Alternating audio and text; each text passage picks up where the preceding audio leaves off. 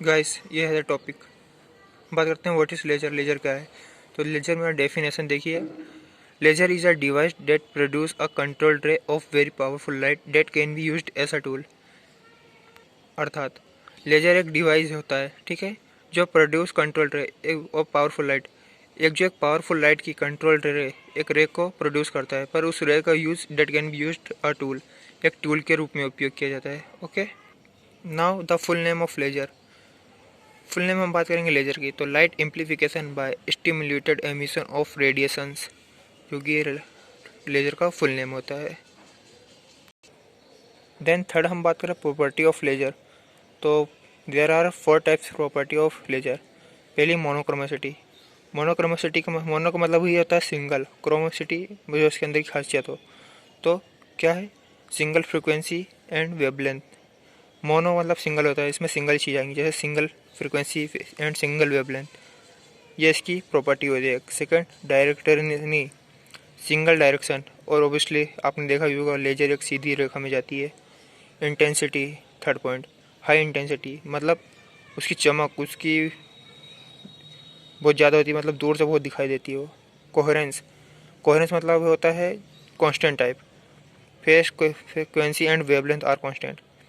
और इसकी जो फेस होती है, frequency and wavelength, frequency means जो इसकी बहुत देर दूर तक जाती है, वेवलेंथ भी फ्रिक्वेंसी से रिलेटेड है। फेस आर कांस्टेंट, इसका कांस्टेंट होता है। ओके, ये प्रॉपर्टी ऑफ लेजर है।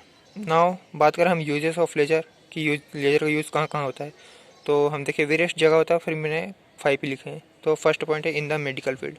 ऑब्वियसली मेडिकल फील्ड में होता ही होता है, आप लोग भी अच्छे जानते हैं। Second point, in the field of photography. Photography में भी होता है। बार कोड रीडर, ओबियसली हम कोई प्रोडक्ट खरीदते हैं, आपने देखा वो बार कोड से रीड किया जाता है। मेजरिंग डिस्टेंस, डिस्टेंस को मेजर करने में। In the field of information, सूचना के क्षेत्र में भी किया जाता है, ये आप जानते हैं अच्छे से। सो आई होप यहाँ तक क्लियर है आप लोगों को। अब हम आगे बढ़ते हैं, हम बात करें फिनोमियन ऑफ लेजर। फिनोमियन मतलब लेजर की जो लाइट होती है वो वर्किंग फिनोमियन कैसा रहता है, स्ट्रक्चर कैसा रहता है। तो 3 टाइप्स का रहता है। Absorption of radiation, spontaneous emission and stimulated emission. अब एब्जॉर्प्शन, स्पॉन्टेनियस, स्टिमुलेटेड होता क्या है हम आगे देखते हैं। गाइस, ये रहा एब्जॉर्प्शन एमिशन। पहले हम पढ़ते हैं फिर इसको समझते हैं। Absorption radiation, molecules are ground energy state by absorbed by photon rays the higher energy state, this process known as absorption of radiation। Guys, definition के हिसाब से हम बात करें तो बोल रहा है मॉलिक्यूल्स ऑफ ग्राउंड स्टेट, मतलब ग्राउंड एनर्जी स्टेट में जो मॉलिक्यूल्स होते हैं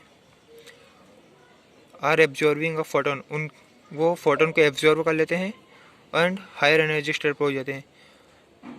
तो ये प्रोसेस कहलाती है एब्जॉर्प्शन ऑफ रेडिएशन।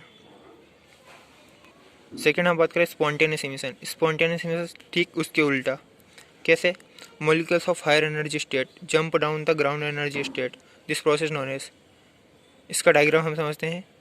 आप देखिए 2 स्टेट दी गई, E1 E2 पे। दूसरे वाले में वो बोल रहा है ग्राउंड एनर्जी स्टेट पर कोई फोटोन है और वो नीचे की ओर आ रहा है, E1 की ग्राउंड एनर्जी स्टेट पर आ रहा है, तो एक फोटोन रिलीज कर रहा है, फोटोन रैंडम डायरेक्शन में है। तो ये ऊपर वाले की अपोजिट प्रॉपर्टी होती है। मतलब ऊपर वाले हम बात करें तो ग्राउंड एनर्जी स्टेट से हायर एनर्जी स्टेट पर जाता है और स्पॉन्टेनियस में हायर एनर्जी स्टेट से लोअर एनर्जी स्टेट पाता है।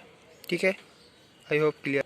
गाइस, अब हम बात करें स्टिमुलेटेड एमिशन, जो कि लास्ट प्रोसेस है। स्टिमुलेटेड एमिशन पढ़ते हैं। When the molecules of higher energy state consisted under the influence of another photon some frequency it jumps down the lower energy state by emitting two identical photon, this process known as stimulated emission. में कह रहा था जब molecules higher energy state से होते हैं तो वो कुछ इन्फ्लुएंस अनदर फोटोन के कारण अपनी कुछ फ्रिक्वेंसी ग्राउंड एनर्जी स्टेट पर देते हैं और ग्राउंड एनर्जी उसकी ओर स्टेट की ओर आने लगते हैं। दो और आते वक्त 2 पोटेंशियल इमिट कर देते हैं। गाइस, हम इसको फोटो में देखेंगे तो अच्छे से आएगा, और ये पूरी प्रोसेस स्टिमुलेटेड एमिशन कहलाती है। अब हम फोटो में देखते जरा। गाइस, 3 इमेज मैंने बनाई है, पहला देखते हैं।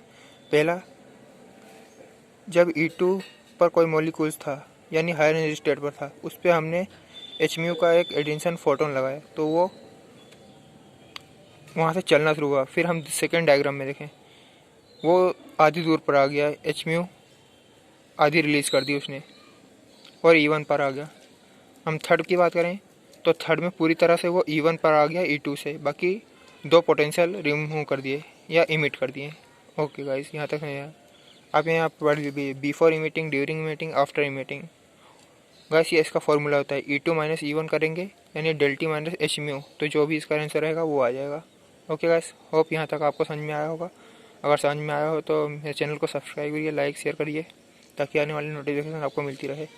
और गाइस जाते जाते सब्सक्राइब कर दिया करो, अच्छा नहीं लगता, थोड़ा चैनल पर हम सदस्य बनिए। और बाकी थैंक यू।